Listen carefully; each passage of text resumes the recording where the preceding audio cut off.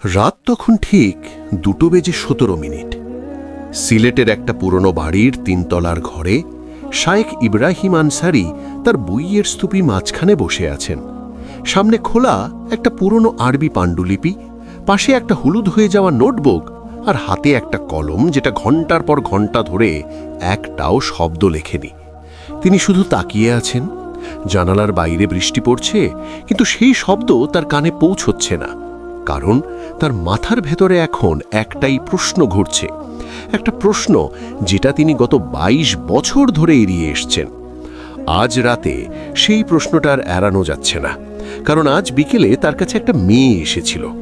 মেয়েটার নাম রায়হানা, বয়স 22, আর সে যা বলে গেছে তা শুনলে যে কোনো মানুষের বুকের ভেতর ঠান্ডা হয়ে যাবে।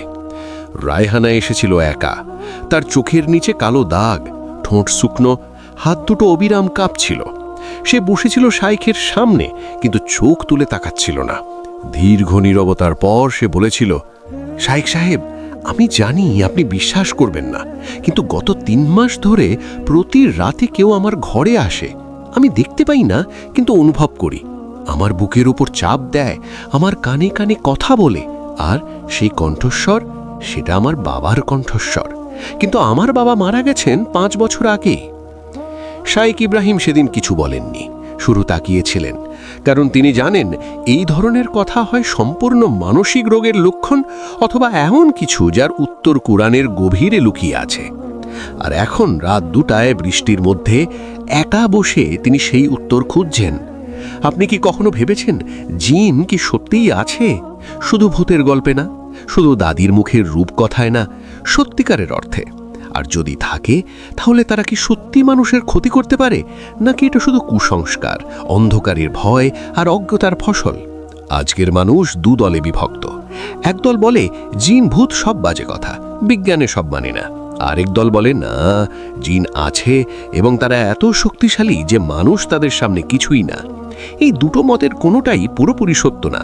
আর সত্যিটা কোথায় আছে জানেন? সেটা আছে কোরআনের পাতায়, আল্লাহর নিজের কথায়। এবং সেই সত্যিটা যতটা ভাবছেন তার চেয়ে অনেক বেশি অবাক করার মতো, অনেক বেশি গভীর, অনেক বেশি বাস্তব। তো আসুন, শাইখ ইব্রাহিমের সেই রাতের যাত্রায় আমরাও একসাথে নামি, কারণ তিনি আজ রাতে যে পাতাগুলো উল্টাবেন, সেই পাতাগুলো আপনার চেনা পৃথিবীটাকে চিরদিনের জন্য বদলে দিতে পারে। শাইখ ইব্রাহিম প্রথমেই যে প্রশ্নটা নিজেকে করলেন সেটা হলো, জিন কি আদৌ বাস্তব সত্তা, নাকি এটা কোরআনে রূপকভাবে বলা হয়েছে? এবং এই প্রশ্নের উত্তর খুঁজতে গিয়ে তিনি যা পেলেন তা তাকে চমকি দিল। কারণ কোরআন জিন সম্পর্কে কোনো অস্পষ্ট ইঙ্গিত দেয়নি। কোরআন সরাসরি, স্পষ্ট এবং বারবার জিনের কথা বলেছে।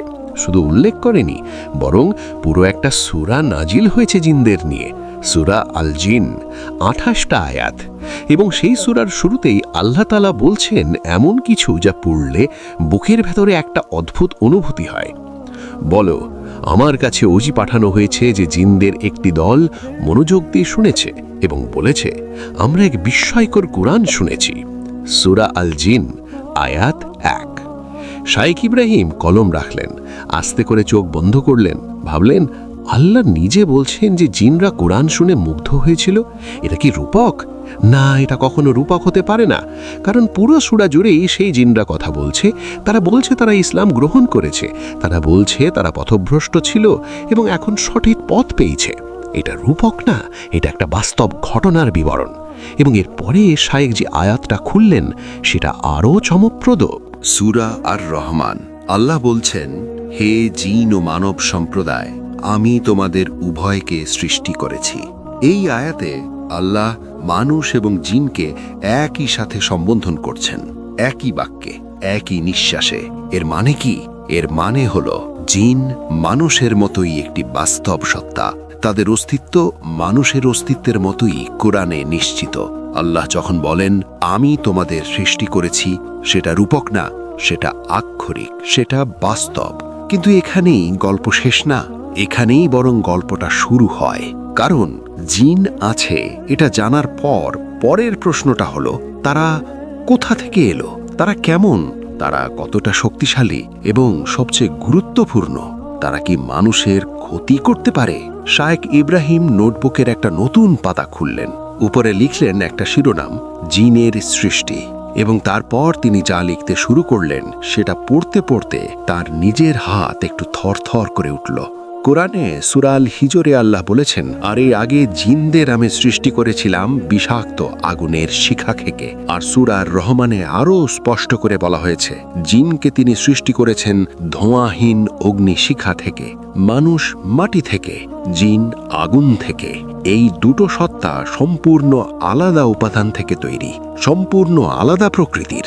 এবং এই পার্থক্যটা কেবল দার্শনিক না, এই পার্থক্যটা তাদের স্বভাবের মধ্যেও প্রতিফলিত। আগুনের স্বভাব কি?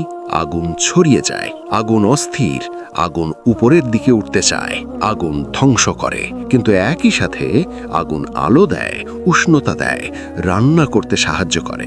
জিনের প্রকৃতিও এরকমই দ্বৈত।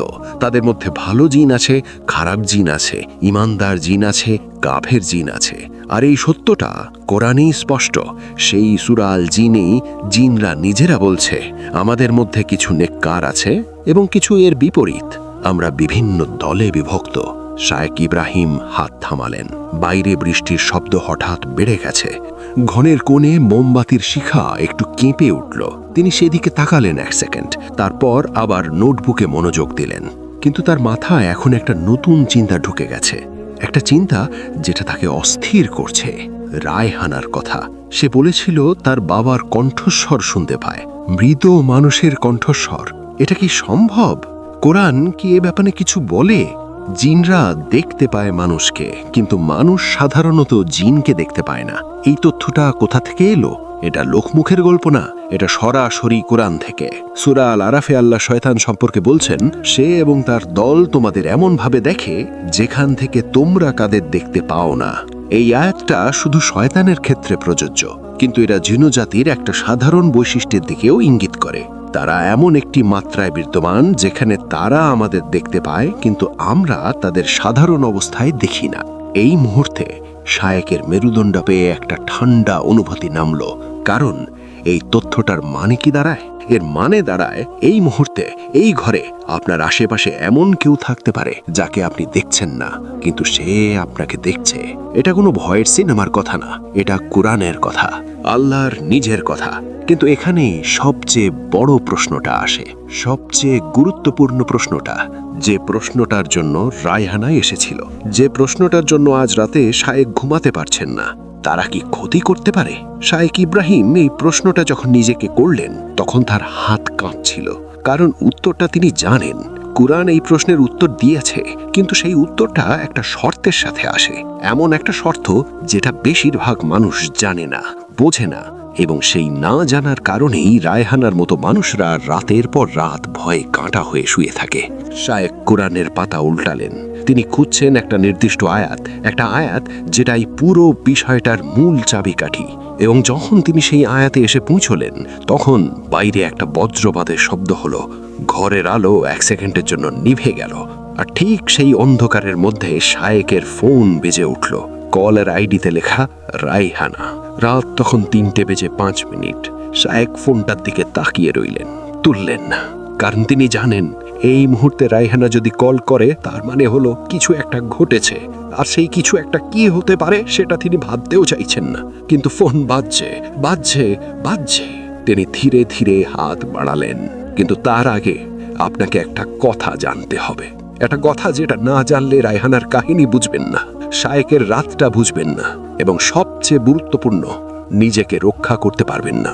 জিনরা কি মানুষের ক্ষতি করতে পারে? এই প্রশ্নের উত্তর হলো হ্যাঁ, কিন্তু কিভাবে, কতটুকু এবং কোন অবস্থায়? কোরআনের উত্তর আছে, এবং সেই উত্তরটা এতটাই নির্ভুল, এতটাই বিস্তারিত যে পড়লে অবাক হয়ে যেতে হয়। আল্লাহ কোনো বিষয়ে অস্পষ্ট রাখেননি। জিনদের ক্ষমতার সীমা কতটুকু সেটাও স্পষ্ট, তাদের দুর্বলতা কোথায় সেটাও স্পষ্ট, আর মানুষ কোন অবস্থায় তাদের সামনে দুর্বল হয়ে পড়ে সেটাও স্পষ্ট।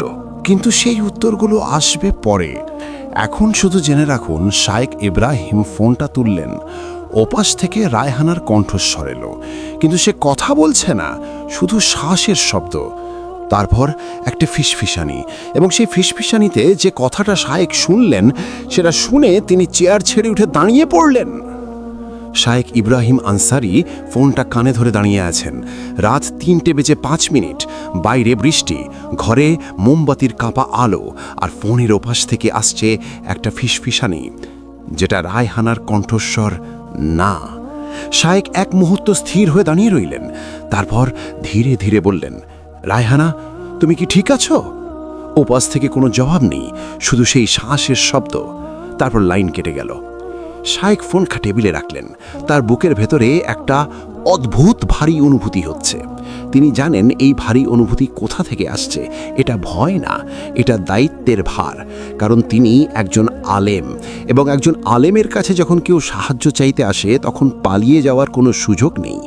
কিন্তু সাহায্য করতে হলে আগে জানতে হবে, বুঝতে হবে, এবং সেই বোঝার জন্য তাকে আজ রাতে কোরআনের সেই পাতাগুলোতে যেতে হবে যেখানে আল্লাহ নিজে বলেছেন জিনের ক্ষমতার কথা, তাদের সীমার কথা, আর মানুষের সুরক্ষার কথা।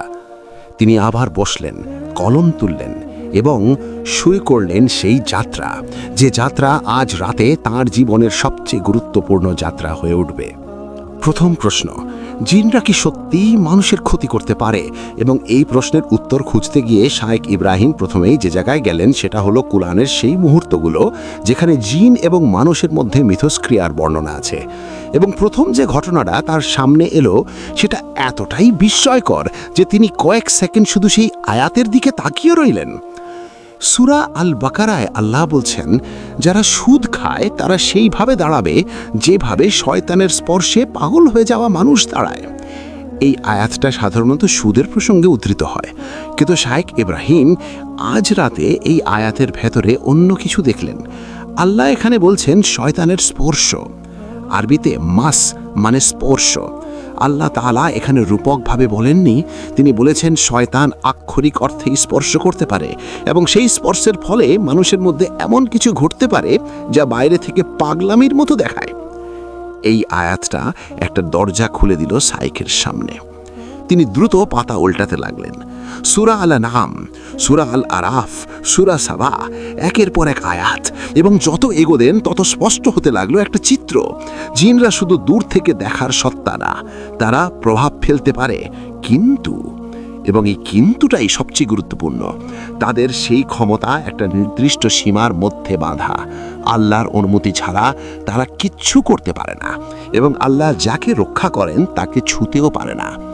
কিন্তু প্রশ্ন হলো, কোন মানুষ দুর্বল? কোন পরিস্থিতিতে জিন মানুষের কাছে পৌঁছতে পারে?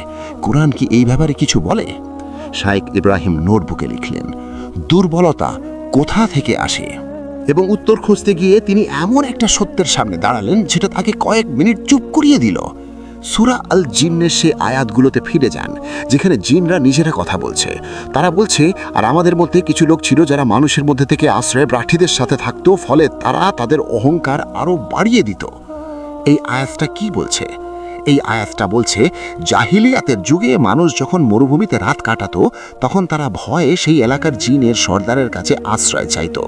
বলতো, আমি এই উপত্যকার জিনের সর্দারের আশ্রয়ে আছি। এটা ছিল একটা প্রচলিত প্রথা, আর কোরআন বলছে এই কাজটা জিনদের উদ্ধত করে তুলত। এই আয়াতের মধ্যে লুকিয়ে আছে একটা বিশাল সত্য। মানুষ যখন আল্লাহকে ছেড়ে অন্য কারো কাছে আশ্রয় খোঁজে, সেই মানুষ দুর্বল হয়ে পড়ে।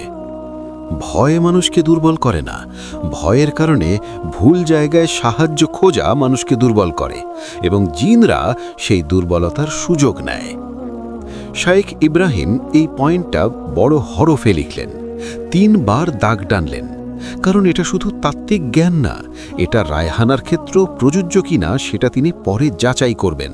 কিন্তু এখন তাকে আরও গভীরে যেতে হবে, কারণ কুরআনে জিন এবং মানুষের মিথস্ক্রিয়ার সবচেয়ে বিস্তারিত এবং সবচেয়ে চমকপ্রদ বিবরণ আছে একটি জায়গায়, আর সেই জায়গাটা হলো সূরা সাবা, যেখানে হযরত সুলাইমান আলাইহিসসালামের কথা বলা হয়েছে। হযরত সুলাইমান আলাইহিসসালাম ইতিহাসের সবচেয়ে শক্তিশালী রাজাদের একজন, এমন একজন নবী যাকে আল্লাহ এমন কিছু দিয়েছিলেন যা আর কাউকে দেননি। কি দিয়েছিলেন? দিয়েছিলেন জিনদের ওপর কর্তৃত্ব, আক্ষরিক অর্থেই। সূরা সাবায়ে আল্লাহ বলছেন, আর জিনদের মধ্যে এমন কেউ কেউ ছিল যারা তার সামনে কাজ করত তাদের প্রতিপালকের অনুমতিক্রমে। সূরা আন নামলে আরও বিস্তারিত। সুলাইমান আলাইহিসসালামের দরবারে জিনরা ছিল, তারা কাজ করত, তারা নির্মাণ করত, তারা গভীর সমুদ্র থেকে মুক্তা তুলে আনত। কিন্তু এই ঘটনার মধ্যে একটা অসাধারণ সূক্ষ্ম বিষয় আছে যেটা বেশিরভাগ মানুষ খেয়াল করে না। সূরা সাবায় আল্লাহ বলছেন, যখন সুলাইমান আলাইহিসসালাম মারা গেলেন তখন জিনরা জানতই না যে তিনি মারা গেছেন। তারা কাজ করতে থাকল। কতদিন কেউ জানে না, দীর্ঘ সময়। তারপর যখন তার লাঠি ঘুনে খেয়ে ভেঙে পড়ল এবং তার মৃতদেহ মাটিতে লুটিয়ে পড়ল, তখন জিনরা বুঝল। আর আল্লাহ সেই মুহূর্তে এমন একটা কথা বললেন যা পড়লে বুকে একটা ধাক্কা লাগে। আল্লাহ বললেন, যদি জিনরা গায়েব জানত তাহলে তারা এই অপমানজনক শাস্তির মধ্যে পড়ে থাকত না। একটু থামুন, এই আয়াতটার গভীরতা অনুভব করুন। জিনরা গায়েব জানে না, তারা ভবিষ্যৎ জানে না, তারা মানুষের মনের কথা জানে না। তারা শুধু দেখতে পায়, শুনতে পায়, কিন্তু তারা সর্বজ্ঞ না। তারা সেই অর্থে শক্তিশালী না যেভাবে মানুষ ভাবে। এবং এই সত্যটা জানার পর জিনের ভয়টা একটু অন্যভাবে দেখা যায়। শায়েখ ইব্রাহিম থামলেন, দীর্ঘশ্বাস ফেললেন, তারপর মনে মনে বললেন, এত বছর ধরে মানুষ জিনকে ভয় পায়, অথচ কুরআন বলছে জিনরাই তাদের সীমাবদ্ধতার মধ্যে বন্দী। তারা গায়েব জানে না, তারা আল্লাহর অনুমতি ছাড়া কিছু করতে পারে না। তাহলে মানুষ কেন ভয় পায়? কারণ মানুষ কুরআন পড়ে না, আর যা জানা নেই তাকেই সবচেয়ে বেশি ভয় লাগে। কিন্তু এখনো একটা প্রশ্ন বাকি, সবচেয়ে কঠিন প্রশ্নটা। জিনরা যদি গায়েব নাও জানে, যদি তারা সীমাবদ্ধ হয়, তবু কি তারা মানুষকে কষ্ট দিতে পারে? মানসিকভাবে, শারীরিকভাবে? রায়হানার মতো মানুষকে রাতের পর রাত ঘুমোতে না দিতে পারে? তার কানে মৃত বাবার কণ্ঠস্বর শোনাতে পারে? এবং এই প্রশ্নের উত্তর খুঁজতে গিয়ে শায়েখ ইব্রাহিম এমন একটা জায়গায় পৌঁছলেন যেখানে কোরআন এবং বাস্তবতা এসে একে অপরের সাথে মিলে গেল। সূরা আন নিসায় আল্লাহ বলছেন, শয়তান মুমিনদের কোনো ক্ষতি করতে পারে না। নিশ্চয়ই শয়তানের কৌশল অত্যন্ত দুর্বল। কিন্তু সূরা ইব্রাহিমে শয়তান নিজে কিয়ামতের দিন বলবে, আমি তোমাদের প্রতিশ্রুতি দিয়েছিলাম, কিন্তু আমি তা পূরণ করিনি। আমার তোমাদের উপর কোনো ক্ষমতা ছিল না, আমি শুধু তোমাদের ডেকেছিলাম আর তোমরা সাড়া দিয়েছিলে। এই দুটো আয়াত পাশাপাশি রাখুন। এক, শয়তানের কৌশল দুর্বল। দুই, শয়তানের কোনো ক্ষমতা ছিল না, সে শুধু ডেকেছিল। এই দুটো আয়াতের অর্থ একসাথে কি দাঁড়ায়? জিন বা শয়তান মানুষকে জোর করে কিছু করাতে পারে না। তারা ফিসফিস করতে পারে, তারা কুমন্ত্রণা দিতে পারে, তারা ভয় দেখাতে পারে, তারা বিভ্রান্ত করতে পারে, কিন্তু তারা মানুষকে পুতুলের মতো নাচাতে পারে না, যদি না মানুষ নিজে থেকে সেই দরজা খুলে দেয়। এবং এখানেই লুকিয়ে আছে সবচেয়ে ভয়ানক সত্যটা, দরজাটা মানসিক হলে। কিভাবে? শায়েখ ইব্রাহিম হাতের কলম দিয়ে কয়েকটা পয়েন্ট লিখতে শুরু করলেন কোরআন এবং হাদিসের আলোকে। এবং এই পয়েন্টগুলো লিখতে লিখতে তার হাত একটু একটু করে ভারী হয়ে আসতে লাগলো, কারণ তিনি বুঝতে পারছেন রায়হানার ক্ষেত্রে এই পয়েন্টগুলোর কতগুলো সত্যি হয়েছিল। প্রথমত, গাফলাত, আল্লাহর শ্রণ থেকে দূরে থাকা। সূরা আজ-জুফরুফে আল্লাহ বলছেন, যে ব্যক্তির রহমানের শ্রণ থেকে মুখ ফিরিয়ে নেয়, আমি তার জন্য একটি শয়তান নিযুক্ত করি, সে তার সঙ্গী হয়ে যায়। এটা কোনো রূপক না, এটা একটা বাস্তব আধ্যাত্মিক সত্য। আল্লাহর শ্রণ থেকে যত দূরে যাওয়া হয়, শয়তানের কাছাকাছি যাওয়ার পথ তত খুলে যায়। দ্বিতীয়ত, হারাম কাজে লিপ্ত থাকা। জাদু, গণক, ভবিষ্যৎ জানার চেষ্টা, এগুলো এমন দরজা যেগুলো একবার খুললে বন্ধ করা কঠিন হয়ে যায়। সূরা আল বাকারায় হারুত ও মারুতের ঘটনায় আল্লাহ বলছেন, জাদুর বিদ্যা মানুষ ও জিনের মধ্যে একটা সংযোগ তৈরি করে, এবং সেই সংযোগ সবসময় মানুষের জন্য কল্যাণকর না। তৃতীয়ত, মানসিক দুর্বলতা এবং চরম ভয়। এটা সরাসরি কোরআনে নেই, কিন্তু সুলাইমান আলাইহিসসালামের ঘটনা থেকে একটা নীতি বের হয়। শক্তি এবং কর্তৃত্ব আল্লাহর কাছ থেকে আসে। যে মানুষ আল্লাহর উপর ভরসা করে না, সে স্বাভাবিকভাবেই দুর্বল থাকে, আর সেই দুর্বলতা একটা শূন্যতা তৈরি করে, আর শূন্যতা দীর্ঘস্থায়ী থাকে না। শায়েখ ইব্রাহিম কলম রাখলেন, তিনি জানালার দিকে তাকালেন। বৃষ্টি এখনো পড়ছে, তবে আস্তে।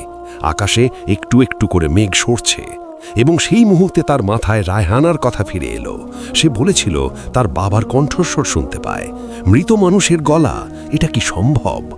শায়েখ কুরআনের পাতা উল্টালেন এবং এমন একটা আয়াত খুললেন যা পড়ে তার বুকের ভেতরটা ধক করে উঠল। কুরআন স্পষ্ট করে বলে, মৃত মানুষ কথা বলে না, মৃত মানুষ ফিরে আসে না। সূরা আল মুমিনুনে একটা অসাধারণ ঘটনা আছে। একজন মৃত পাপী ব্যক্তি মৃত্যুর পর বলছে, হে আমার প্রভু, আমাকে ফিরিয়ে দাও যাতে আমি নেক আমল করতে পারি। আল্লাহ কি বলছেন? আল্লাহ বলছেন, কখনো না। এটা শুধু একটা কথার কথা যা সে বলছে, আর তাদের সামনে একটা আড়াল থাকবে যেদিন তাদের পুনরুত্থান করা হবে সেদিন পর্যন্ত।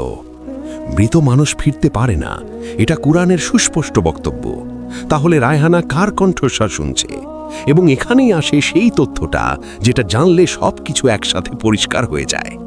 জিনরা অনুকরণ করতে পারে, তারা পরিচিত মানুষের কণ্ঠস্বর নকল করতে পারে, তারা পরিচিত মানুষের স্বভাব আচরণ অনুকরণ করতে পারে, কারণ তারা দীর্ঘদিন ধরে পরিবারের সাথে থাকে, পর্যবেক্ষণ করে এবং সেই তথ্য ব্যবহার করে। এটা কুরআনে সরাসরি এভাবে বলা নেই, কিন্তু নবী করিম সাল্লাল্লাহু আলাইহি সাল্লামের হাদিসে এই বিষয়ে সতর্কতা আছে এবং সাহাবীদের যুগ থেকে আলেমরা এই বিষয়ে একমত যে জিনরা মৃত মানুষের রূপ ধারণ করার চেষ্টা করতে পারে। রায়হানার বাবা মারা গেছেন। রায়হানা গভীরভাবে শোকাহত, সে দুর্বল, সে একা, সে আল্লাহর চেয়ে তার বাবার স্মৃতির দিকে বেশি তাকিয়ে আছে। আর সেই শূন্যতার সুযোগ নিয়ে কেউ একজন তার জীবনে ঢুকে পড়েছে, তার বাবার কণ্ঠস্বর নকল করে।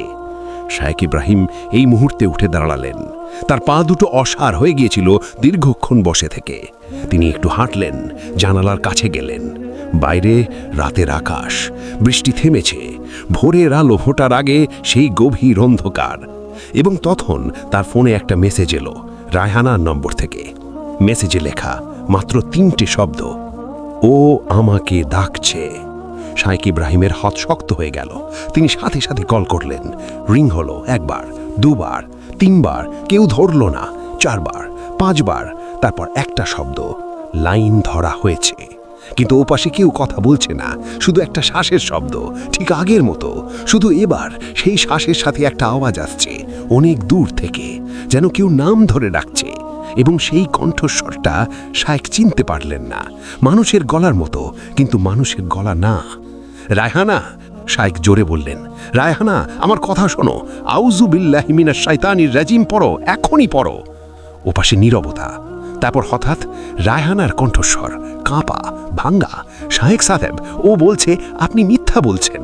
ও বলছে আপনি আমাকে বাবার কাছ থেকে দূরে রাখতে চাইছেন। তারপর কান্না, তারপর নীরবতা। শায়েখ বললেন, রায়হানা মনোযোগ দিয়ে শোনো, তোমার বাবা সেখানে নেই, তোমার বাবা জান্নাতে আছেন ইনশাল্লাহ। যে তোমাকে ডাকছে সে তোমার বাবা না। কুরআন বলছে মৃত মানুষ ফিরে আসে না, যে আসে সে মিথ্যুক, সে তোমাকে ধ্বংস করতে চায়। ওপাশে একটা দীর্ঘ নীরবতা। তারপর রায়হানা ফিসফিস করে বলল, তাহলে আমি এতদিন কার সাথে কথা বলছিলাম? এবং এই প্রশ্নটার উত্তর দেওয়ার আগে শায়েখ ইব্রাহিম একটু থামলেন, কারণ উত্তরটা দেওয়া সহজ, কিন্তু উত্তরটা দেওয়ার পর রায়হানা সেটা সহ্য করতে পারবে কিনা সেটা নিয়ে তিনি নিশ্চিত না। কোরআন বলছে আল্লাহর রহমত সবসময় শয়তানের ষড়যন্ত্রের চেয়ে বড়। সূরা ইউসুফে আল্লাহ বলছেন, নিশ্চয়ই শয়তান মানুষের প্রকাশ্য শত্রু। প্রকাশ্য শত্রু, লুকোনো শত্রু না। যে শত্রু লুকিয়ে থাকে তাকে ভয় পাওয়া যায়, কিন্তু যে শত্রু প্রকাশ্য তাকে চেনা যায়, এবং যাকে চেনা যায় তাকে মোকাবেলা করা যায়। আর মোকাবেলার অস্ত্রটা কি? কিন্তু তার আগে রায়হানাকে একটা উত্তর দিতে হবে, সেই ভয়ানক প্রশ্নটার উত্তর। আমি এতদিন কার সাথে কথা বলছিলাম? শায়েখ ইব্রাহিম ধীরে ধীরে বললেন, রায়হানা, তুমি এতদিন এমন কারো সাথে কথা বলছিলে যে তোমার সবচেয়ে বড় দুর্বলতাটা জানত। তোমার বাবার শোক, তোমার একাকিত্ব, তোমার ভালোবাসা, আর সেই জ্ঞান ব্যবহার করে সে তোমার জীবনে ঢুকে পড়েছিল, এবং প্রতিটা রাতে এসে তোমাকে আল্লাহর থেকে একটু একটু করে দূরে সরিয়ে নিয়ে যাচ্ছিল। রায়হানা চুপ, শুধু কান্নার শব্দ। তুমি কি জানো? শায়েখ বললেন, কোরআনে আল্লাহ বলেছেন যে আমার স্মরণ থেকে মুখ ফিরিয়ে নেয় তার জন্য একটা কঠিন জীবন অপেক্ষা করছে। সেই কঠিন জীবনটা আসে এই পথেই, ধীরে ধীরে, অদৃশ্যভাবে। আর তুমি সেই পথে পড়ে গিয়েছিলে। কিন্তু তিনি থামলেন, তারপর নরমভাবে বললেন, কিন্তু আল্লাহ তোমাকে ফিরিয়ে এনেছেন। তুমি আজ রাতে আমাকে কল করেছ, এটা কোনো কাকতাল না, এটা রহমত। ওপাশে দীর্ঘ নীরবতা। তারপর রায়হান একটা কথা বলল এবং সেই কথাটা শুনে শাইখ ইব্রাহিমের বুকের ভেতরে একটা অদ্ভুত অনুভূতি হলো। রায়হানা বলল, শাইখ সাহেব, আমি আগে ফজর নামাজ পড়তাম, বাবার মৃত্যুর পর থেকে ছেড়ে দিয়েছিলাম। আজ কি পড়তে পারি? বাইরে তখন আজানের শব্দ, ফজরের আজান, এবং শাইখ ইব্রাহিম ২২ বছরের আলেম, হাজার হাজার বই পড়া মানুষ, সেই মুহূর্তে তার চোখে পানি এলো। রায়হানার গল্প শেষ হয়নি, কারণ ফজরের নামাজ পড়লেই সব শেষ হয়ে যায় না। যে সংযোগ তৈরি হয়েছে সেটা কাটতে সময় লাগে, এবং সেই প্রক্রিয়ায় কি হয়, কোরআন সেই পথটা কিভাবে দেখায় সেটা আসবে সামনে। কিন্তু আজকের এই রাতের সবচেয়ে বড় শিক্ষাটা হলো এটাই, জিন আছে, তারা বাস্তব। কোরআন তাদের অস্তিত্ব নিশ্চিত করে। তারা মানুষকে প্রভাবিত করতে পারে, কিন্তু তাদের শক্তির সীমা আছে। তারা গায়েব জানে না, তারা জোর করতে পারে না। তারা শুধু সেখানেই ঢুকতে পারে যেখানে মানুষ নিজেই দরজা খুলে রেখেছে, এবং সেই দরজা বন্ধ করার চাবিকাঠিটা আল্লাহ নিজেই কোরআনে দিয়ে রেখেছেন। সেই চাবিকাঠি ঠিক কোথায়? কোন আয়াত পড়লে জিন পালায়? কেন আয়াতুল কুরসি এত শক্তিশালী? এবং শাইখ ইব্রাহিম যখন রায়হানার বাড়িতে গেলেন, সেখানে তিনি যা দেখলেন তা তার ৩০ বছরের জ্ঞানকেও নতুনভাবে ভাবতে বাধ্য করল। ফজরের আজান পড়েছে, রায়হানা নামাজ পড়তে গেছে। শাইখ ইব্রাহিম আনসারি তার চেয়ারে বসে আছেন, চোখে পানি, বুকে একটা অদ্ভুত প্রশান্তি। কিন্তু সেই প্রশান্তি বেশিক্ষণ টিকল না, কারণ নামাজ শেষ হওয়ার পর রায়হানা আবার কল করল। এবার তার কণ্ঠে কান্না নেই, আছে ভয়, অন্য ধরনের ভয়। সে বলল, শাইখ সাহেব, নামাজ পড়তে বসেছিলাম, সূরা ফাতিহা শুরু করলাম, আর তখনই ঘরের ভেতরে একটা শব্দ হলো, যেন কেউ দেয়ালে আঘাত করছে বারবার, এবং আমার মাথার ভেতরে কেউ বলছে, পড়িস না, পড়িস না, পড়িস না। শাইখ একটু থামলেন, তারপর শান্ত গলায় বললেন, রায়হানা, এটা ভালো লক্ষণ। রায়হানা অবাক হয়ে বলল, ভালো লক্ষণ? হ্যাঁ, কারণ সে বাধা দিচ্ছে মানে সে ভয় পাচ্ছে। আর সে কেন ভয় পাচ্ছে সেটা বুঝতে হলে তোমাকে জানতে হবে কোরআনের সেই শক্তির কথা, যে শক্তির সামনে জিন টিকতে পারে না।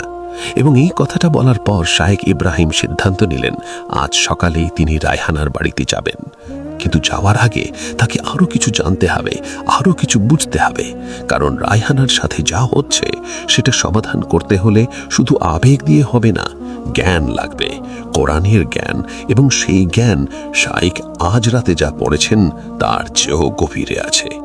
তিনি আবার বসলেন, কলম তুললেন এবং শুরু করলেন কোরআনের সেই অধ্যায়টা পড়তে যেটা তাকে সবচেয়ে বেশি অবাক করবে, আয়াতুল কুরসি।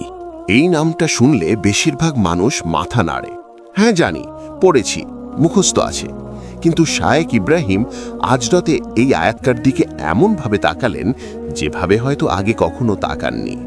কারণ আজ রাতে এটা শুধু একটা মুখস্থ আয়াত না, আজ রাতে এটা একটা অস্ত্র, একটা ঢাল, একটা দেওয়াল।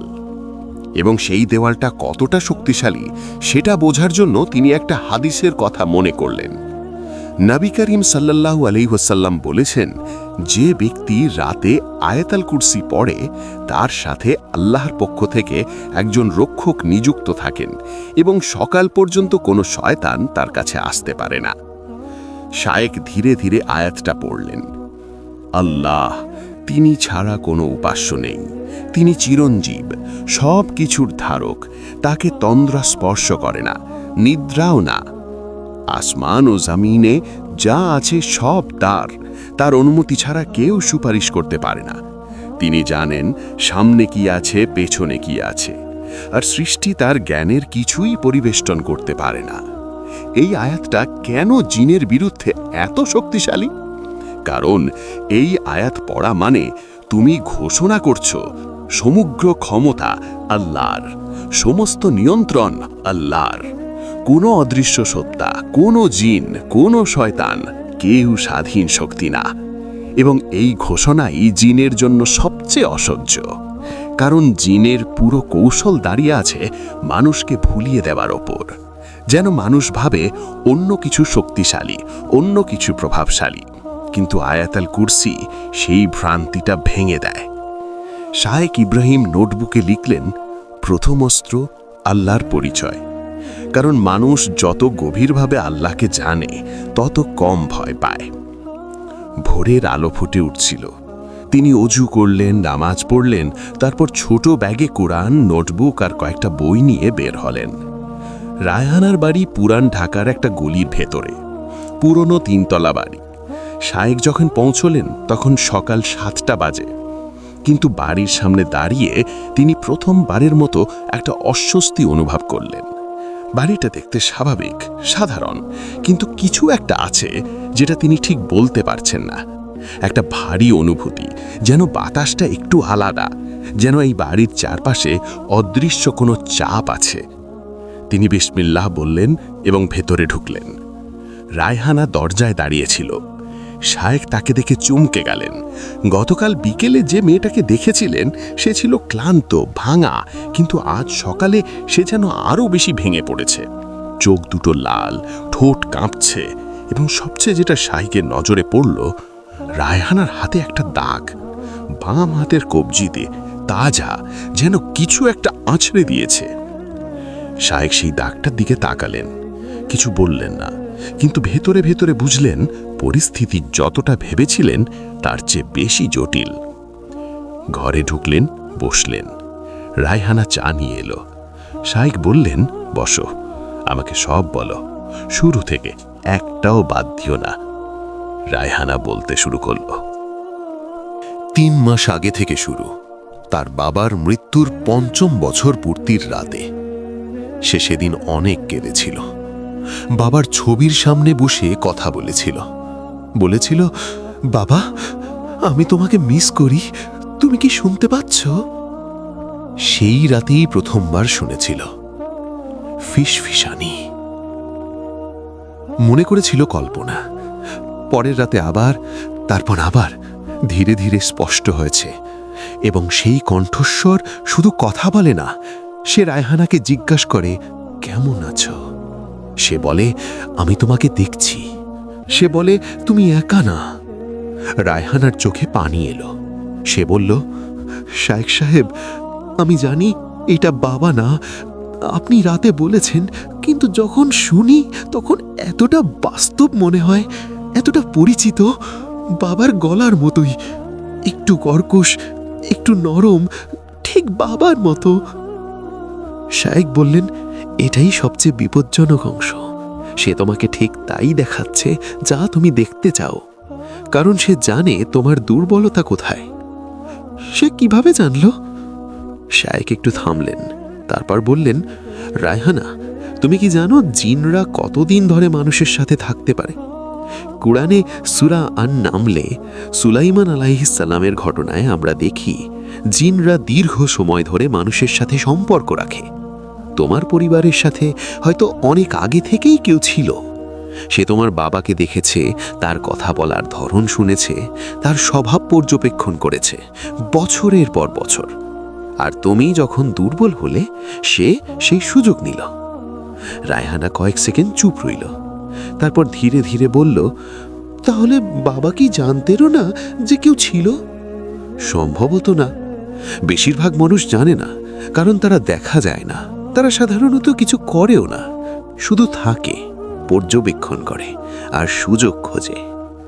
ঘরে একটা ভারী নীরবতা নামল, এবং এখানেই শায়েখ ইব্রাহিম রায়হানাকে বলতে শুরু করলেন সেই জ্ঞানের কথা, সেই জ্ঞান যেটা গত রাতে তিনি কোরআনের পাতায় পাতায় খুঁজে পেয়েছেন, সেই অস্ত্রের কথা যার সামনে জিনের কোনো ক্ষমতা নেই। প্রথম অস্ত্র আয়াত আল কুরসি। শায়েখ বললেন, রায়হানা, তুমি জানো আয়াত আল কুরসি কেন এত শক্তিশালী? শুধু মুখস্থ আছে বলে না, এর শক্তি আছে কারণ এই আয়াতে আল্লাহর পরিচয় আছে। তিনি পুরো আয়াতের অর্থ বুঝিয়ে দিলেন, তারপর বললেন, এখন বলো, একটা জিন যে আগুন থেকে তৈরি, যা গায়েব জানে না, যার ক্ষমতা সীমিত, সে কি পারে সেই সত্তার সামনে দাঁড়াতে, যিনি আসমান ও জমিনের রক্ষক? রায়হানা ধীরে মাথা নাড়ল। শায়েখ বললেন, এই আয়াত পড়া মানে হলো তুমি সেই সত্তার ছাতার নিচে দাঁড়াচ্ছ, আর সেই ছাতার নিচে জিন আসতে পারে না।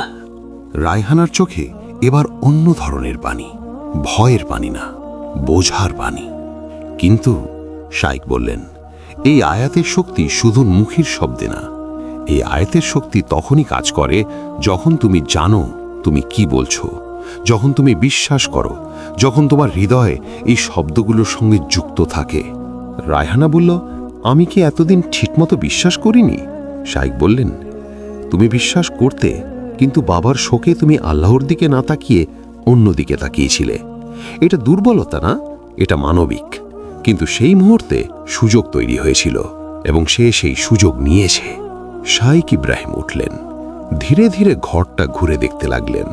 দেয়াল, জানালা, কোণা, আলমারি, এবং তিনি যখন ঘরের উত্তর পশ্চিম কোণে এলেন, থেমে গেলেন। সেখানে একটা ছবির ফ্রেম রাখা, রায়হানার বাবার ছবি। ফ্রেমের সামনে একটা ছোট মোমবাতির ঘলানো অবশেষ, এবং সেই মোমবাতির পাশে একটা ছোট কাগজ, হাতে লেখা বাংলায়, এবং সেই কাগজে যা লেখা সেটা দেখে শায়েকের মুখ শক্ত হয়ে গেল। তিনি পেছনে তাকালেন, রায়হানা দাঁড়িয়ে আছে দরজায়। শায়েক বলেন, এই কাগজ কোথা থেকে এলো? রায়হানা এগিয়ে এলো, কাগজটার দিকে তাকালো। তার চেহারা বদলে গেল। সে ফিসফিস করে বলল, আমি লিখিনি। কে লিখেছে? আমি জানি না, কাল রাতে এটা ছিল না। শায়েক কাগজটা তুলে নিলেন। সেখানে লেখা, সে তোমাকে আমার কাছ থেকে দূরে নিয়ে যাবে, বিশ্বাস করো না। শায়েক ধীরে ধীরে কাগজটা ভাঁজ করলেন, পকেটে রাখলেন। তারপর রায়হানার দিকে তাকিয়ে বললেন, এটা কে লিখেছে সেটা এখন গুরুত্বপূর্ণ না। গুরুত্বপূর্ণ হলো এই বার্তার মানে কি। এটা লেখা হয়েছে তোমাকে আমার থেকে দূরে রাখতে। মানে সে ভয় পাচ্ছে, সে জানে আমি এলে তার কাজ কঠিন হয়ে যাবে। রায়হানা বলল, কিন্তু সে কিভাবে লিখল? সে তো অদৃশ্য। শাইখ বললেন, জিনরা কিছু কিছু ক্ষেত্রে দৃশ্যমান জগতে প্রভাব ফেলতে পারে। এটা অস্বাভাবিক না, কিন্তু এটা তারা সবসময় করে না, কারণ এতে শক্তি খরচ হয়। সেটা করে সে কারণ সে মরিয়া, আর মরিয়া হওয়া মানে সে দুর্বল হয়ে পড়ছে। রায়হানার চোখে একটা আশার আলো দেখা গেল, সামান্য কিন্তু স্পষ্ট। শাইখ ইব্রাহিম বসলেন, রায়হানাকে বসালেন এবং তারপর বললেন সেই কথাগুলো যেগুলো তিনি গত রাতে কোরআনের পাতায় পাতায় খুঁজে পেয়েছেন। দ্বিতীয় অস্ত্র, সূরা আল বাকারার শেষ 2 আয়াত। শাইখ বললেন, নবী করিম সাল্লাল্লাহু আলাইহি ওয়াসাল্লাম বলেছেন, যে ব্যক্তি রাতে সূরা বাকারার শেষ 2 আয়াত পড়বে সেটা তার জন্য যথেষ্ট হবে। যথেষ্ট মানে সুরক্ষার জন্য যথেষ্ট। এই 2 আয়াতে কি আছে? আছে সম্পূর্ণ আত্মসমর্পণের ঘোষণা। রাসূল সাল্লাল্লাহু আলাইহি ওয়াসাল্লাম এবং মুমিনরা বলছেন, আমরা বিশ্বাস করি আল্লাহর ওপর, তাঁর ফেরেশতাদের ওপর, তাঁর কিতাবের ওপর, তাঁর রাসূলদের ওপর। আমরা শুনলাম এবং মানলাম। রায়হানা মনোযোগ দিয়ে শুনছিল। শায়েক এগিয়ে গেলেন। তৃতীয় অস্ত্র, সূরা ফালাক এবং সূরা আন-নাস। এই 2 সূরা আশ্রয় প্রার্থনার সূরা। এবং লক্ষ্য করো, সূরা আন-নাসে আল্লাহ বলছেন, আমি আশ্রয় চাই সেই ফিসফিসখারি সত্তার থেকে যে মানুষের বুকে কুমন্ত্রণা দেয়, সে জিন হোক বা মানুষ হোক। শাইখ বললেন, বসফাসা মানে অত্যন্ত সূক্ষ্ম, নরম, পুনরাবৃত্তিমূলক ফিসফিসানি। ঠিক যা তুমি শুনছিলে, বারবার একই কথা, পড়িস না, বিশ্বাস করিস না, আমি তোমার বাবা, তুমি একা না। রায়হানা বলল, কিন্তু শাইখ সাহেব, আমি তো এই সূরাগুলো পড়তাম। তবু কেন কাজ হয়নি? শাইখ একটু থামলেন। কারণ শুধু পড়া যথেষ্ট না, বুঝে পড়তে হয়, হৃদয় নিয়ে পড়তে হয়। কোরআন শুধু শব্দ না, এটা শেফা, রোগের চিকিৎসা। কিন্তু ওষুধ যদি সঠিকভাবে না নাও, তাহলে কাজ করবে কেন? ঠিক সেই মুহূর্তে ঘরের তাপমাত্রা হঠাৎ কমে গেল। বাইরে রোদ উঠেছে, কিন্তু ঘরের ভেতরে যেন ঠান্ডা নেমে এলো। রায়হানা শাইখের দিকে তাকালো। ভয়ে তার মুখ সাদা। সে হাত দিয়ে ইশারা করল ঘরের কোণার দিকে। শাইখ তাকালেন। দৃশ্য তো কিছু নেই, কিন্তু একটা উপস্থিতির অনুভূতি আছে, এবং সেটা ক্রুদ্ধ। শাইখ ইব্রাহিম ভয় পেলেন না। তিনি সোজা তাকিয়ে বললেন, আউযু বিল্লাহি মিনাশ শাইতানির রাজিম। তারপর ধীরে ধীরে আয়াতুল কুরসি পড়তে শুরু করলেন, প্রতিটা শব্দ স্পষ্ট করে। রায়হানাও পড়তে শুরু করল, কাঁপা গলায়, কিন্তু পড়ল। এবং কিছুক্ষণ পর ঘরের তাপমাত্রা স্বাভাবিক হয়ে গেল। ভারী অনুভূতি কেটে গেল, যেন কেউ দরজা বন্ধ করে বেরিয়ে গেছে। রায়হানা দীর্ঘ শ্বাস ফেলল। শাইখ বললেন, দেখলে, এটাই প্রমাণ, কোরআন কাজ করে, কিন্তু শর্ত হলো তোমাকে উপস্থিত থাকতে হবে। শুধু ঠোঁট না, মন, হৃদয়ে, মনোযোগ সব নিয়ে। তারপর তিনি বললেন, স্থায়ী সমাধান একটাই, নিয়মিত আল্লাহর সাথে সংযোগ। প্রতিদিন ফজর, প্রতিদিন এশা, প্রতিদিন আয়াতুল কুরসি, প্রতিদিন সূরা বাকারার কিছু অংশ। কারণ যে ঘরে সূরা বাকারা পড়া হয়, সেখানে শয়তান থাকে না। রায়হানা মাথা নাড়ল। এবার তার চোখে দৃঢ়তা। শাইখ উঠলেন, দরজায় দাঁড়িয়ে বললেন, একটা কথা মনে রেখো, তোমার বাবা যদি এখন তোমাকে দেখতে পেতেন, তিনি চাইতেন তুমি আল্লাহর দিকে ফিরে আসো, কোনো মিথ্যা কণ্ঠস্বরের দিকে না। রায়হানার চোখে পানি এলো, কিন্তু এবার সেই কান্নায় মুক্তি ছিল। শাইখ বের হয়ে গেলেন। সিঁড়ি দিয়ে নামতে নামতে তার মনে হলো, এই গল্প শুধু রায়হানার না, কত মানুষ আছে যারা অন্ধকারে আছে, অথচ জানে না কোরআন তাদের জন্য আলো হয়ে অপেক্ষা করছে। কারণ আল্লাহ তাআলা বলেছেন, জেনে রেখো, আল্লাহর স্মরণেই হৃদয় প্রশান্ত হয়, আর সেই প্রশান্তির নামই সাকিনা।